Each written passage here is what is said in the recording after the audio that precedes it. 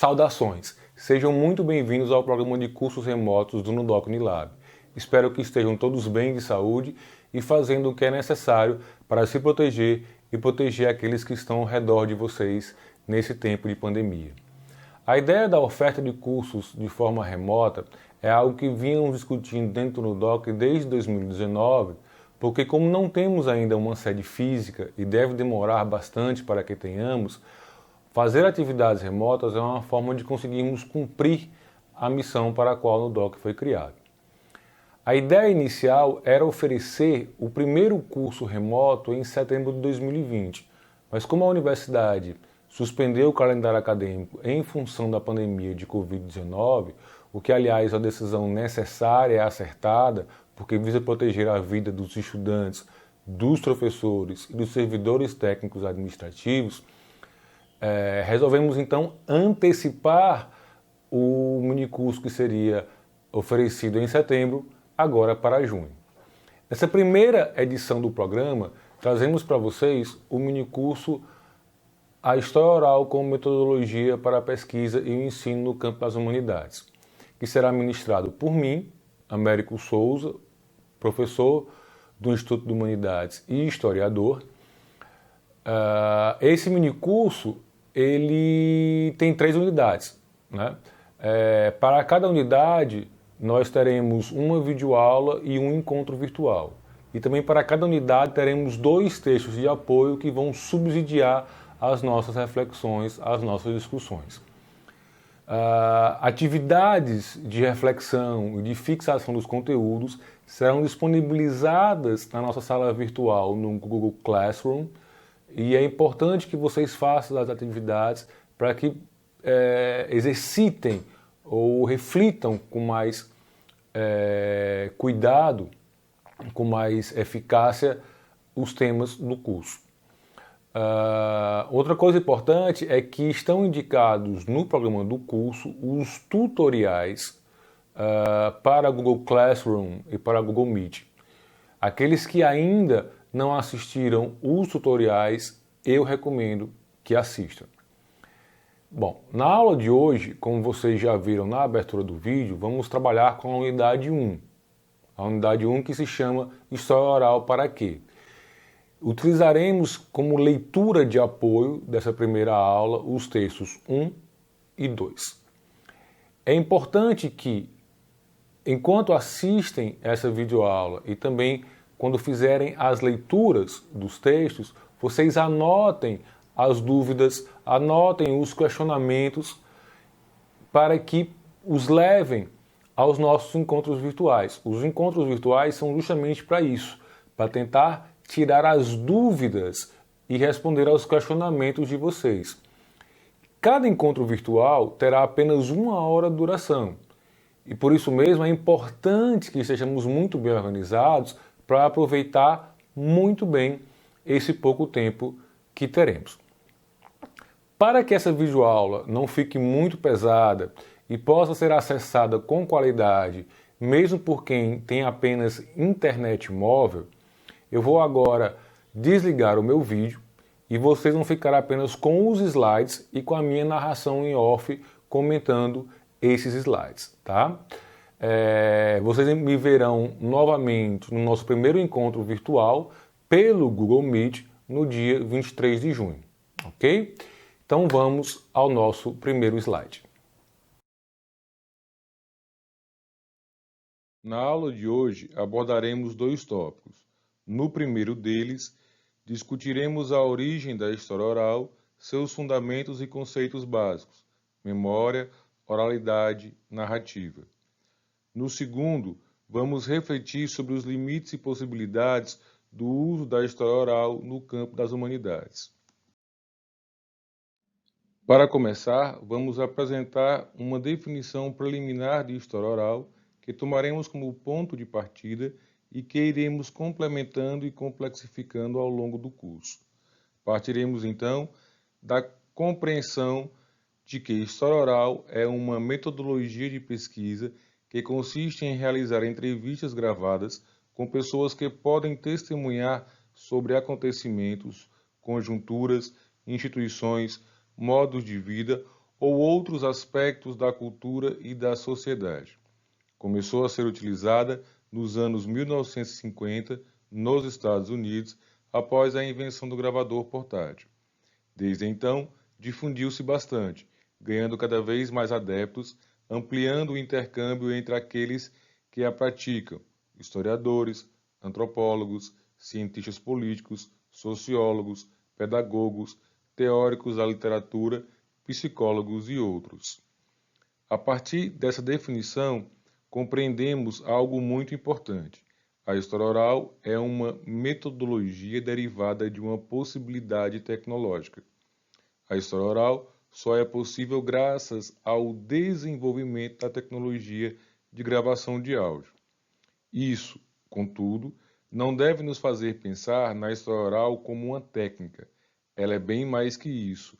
Ela é uma metodologia. O conhecimento técnico é o saber qual botão do gravador eu devo apertar para que ele comece a gravar. Conhecimento metodológico é o saber fazer de como aplicar aquilo que foi gravado na minha pesquisa ou na minha sala de aula. Vocês devem estar se perguntando: se a tecnologia para a gravação de áudio existe desde o século XIX, por que a história oral só foi desenvolvida na década de 1950? Em grande medida, a resposta está na complexidade técnica das primeiras formas de gravação de áudio. A primeira gravação de voz foi feita usando o fonógrafo, aparelho inventado por Thomas Edison em 1877. O fonógrafo foi o primeiro aparelho capaz de gravar e reproduzir sons. A gravação era feita mecanicamente em um cilindro com várias camadas de diferentes metais. Cada cilindro permitia uma única gravação de pouco mais de 15 minutos. Era um aparelho pouco prático, difícil de transportar, que pesava mais de 4 quilos e que exigia que a voz a ser gravada fosse quase que gritada. Em 1889, outro inventor estadunidense, Emily Berliner, patenteou uma nova tecnologia por meio da qual era possível gravar e reproduzir sons em discos feitos de goma laca, que ficaram mais conhecidos como discos de cera. A tecnologia de Berliner tornou possível fazer gravações mais longas e os discos eram mais baratos que os cilindros de Edison.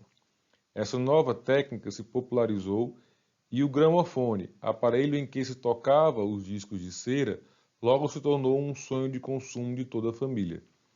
Muito embora a nova tecnologia de Berliner tenha aperfeiçoado e barateado a reprodução, a gravação de áudio ainda era algo complexo que impossibilitava gravar fora dos estúdios.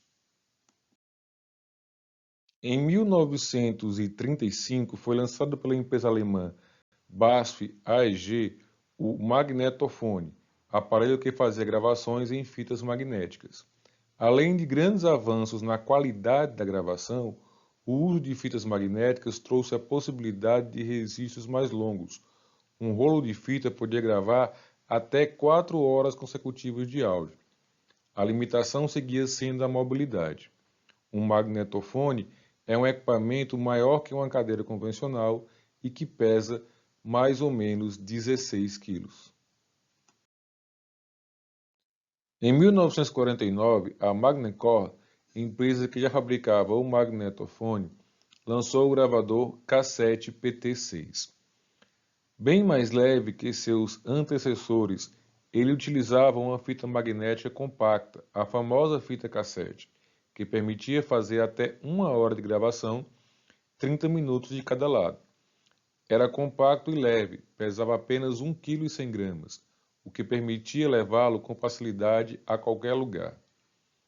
O cassete PT6 foi o primeiro gravador portátil de áudio da história. Foi essa portabilidade que tornou possível o desenvolvimento de uma metodologia de produção do conhecimento no campo das ciências humanas que toma como matéria-prima o registro de áudio de entrevistas. Hoje, esse lado técnico está ainda mais evoluído e mais acessível. Com a tecnologia da gravação digital, Os gravadores se tornaram mais simples, mais acessíveis e mais baratos. Todo telefone celular, do mais simples ao mais sofisticado, tem capacidade de gravação de áudio e também de vídeo, que é algo de que a história oral vem se valendo muito hoje em dia.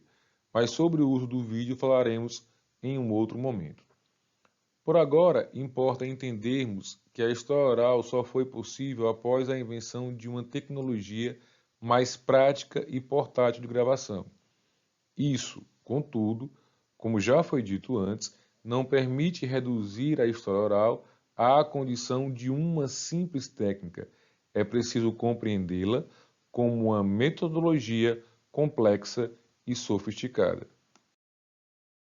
A partir da segunda metade da década de 1950, a história oral começa um processo de expansão para fora dos Estados Unidos, sendo aos poucos adotada em países de todos os continentes. Aqui no Brasil, a metodologia da história oral foi introduzida na década de 1970, quando foi criado o Programa de História Oral do CPDOC da Fundação Getúlio Vargas, no Rio de Janeiro. A partir dos anos 1990, o movimento em torno da história oral cresceu muito. Em 1994 foi criada a Associação Brasileira de História Oral, que congrega membros de todas as regiões do país que se reúnem periodicamente em encontros regionais e nacionais.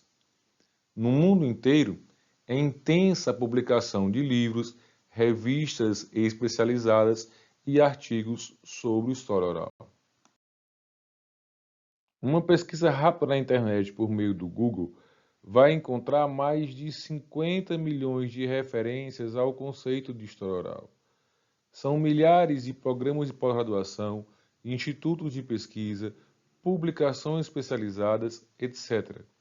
A história oral é seguramente uma das metodologias mais presentes nos estudos da área de humanidades nos nossos dias. Bem, agora que entendemos que a história oral se trata de uma metodologia, importa entender alguns conceitos fundamentais operados por ela. O primeiro conceito que vamos discutir é o de memória. O que é memória? Em geral, a resposta a essa pergunta faz a associação imediata entre memória e lembrança.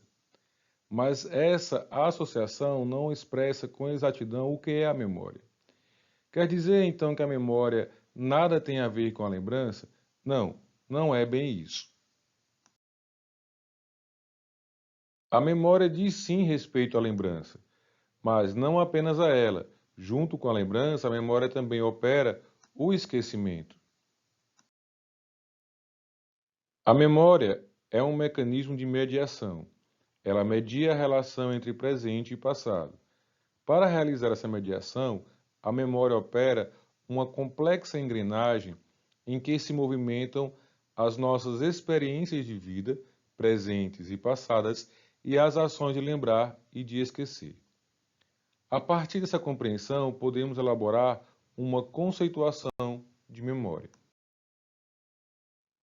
A memória pode ser definida como um mecanismo biológico-cultural que nos permite construir uma elaboração dialógica entre a experiência vivida, o passado, e a experiência que se está vivendo, o presente.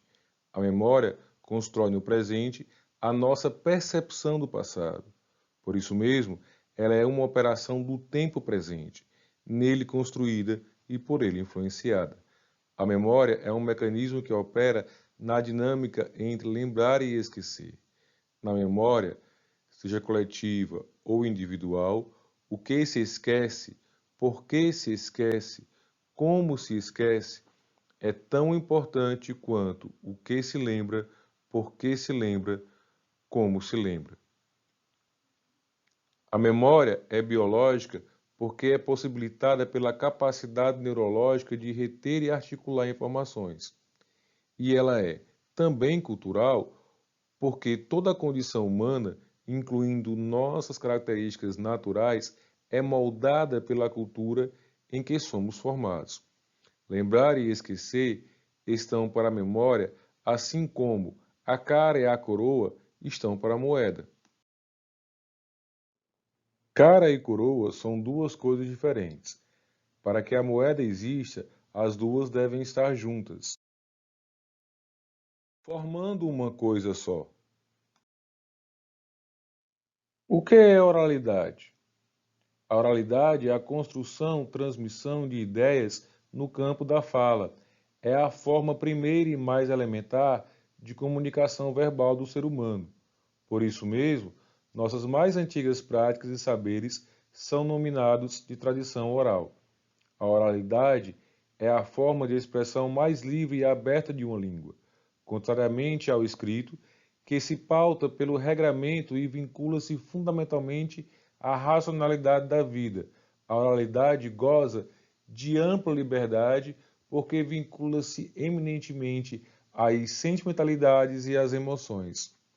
A oralidade, como bem nos ensina Alessandro Portelli no texto 2 deste minicurso, é formada por tons, volumes e ritmos, mas também por gestos e expressões, que se articulam de modos diferentes, expressando variações de tempo e espaço, mas também variações das experiências que vivemos como indivíduos e como sociedade.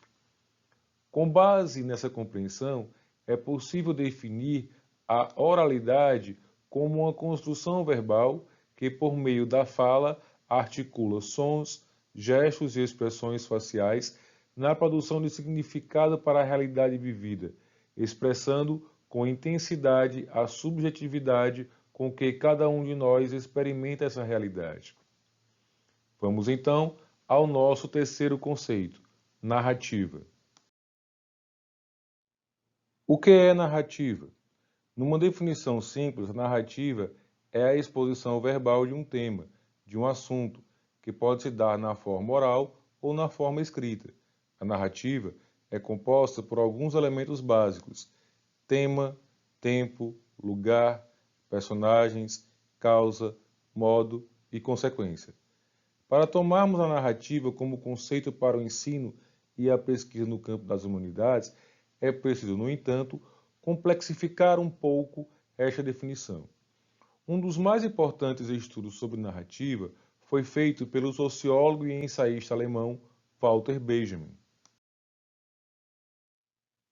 Benjamin, esse moço de expressão grave aí da foto, afirmava que, abre aspas, a narrativa é um trabalho artesanal que traz consigo a ação da experiência que se renova cada vez que é evocada pela voz ou pela escrita de um contador de histórias, fecha aspas.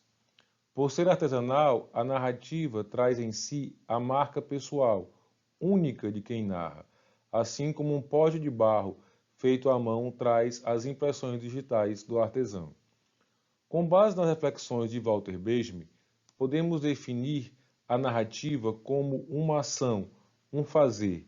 É uma prática de repassar a alguém a experiência vivida por nós. A narrativa diz mais respeito ao como se conta do que sobre o que se conta. A narrativa é, enfim, um modo de elaborar e comunicar sentido para as experiências vividas. Narrar é a faculdade de intercambiar experiências.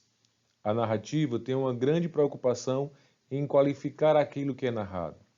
Quando contamos a alguém que ficamos doentes, nós não apenas lhe damos uma informação, nós narramos a experiência de modo que o outro consiga entender o sentido do sofrimento que passamos. A narrativa põe o foco não no dado, no fato, na informação. Ela põe o foco em como aquilo que é informado foi vivido. Neste minicurso, importa entender um tipo específico de narrativa.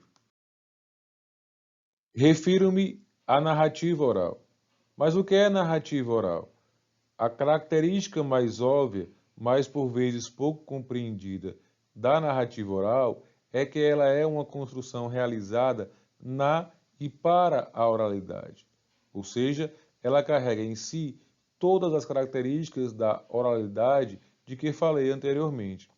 A narrativa de um romance ou de uma série de TV são marcadas pela separação entre o autor e a obra. Na narrativa ficcional, é possível separar o sentido e a vida.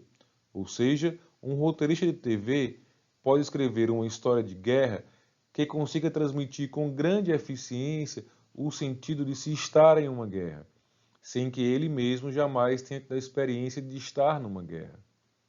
Na narrativa oral, o sentido e a vida estão interconectados. A narrativa oral expressa a experiência concreta ou imaginada vivida pelo narrador.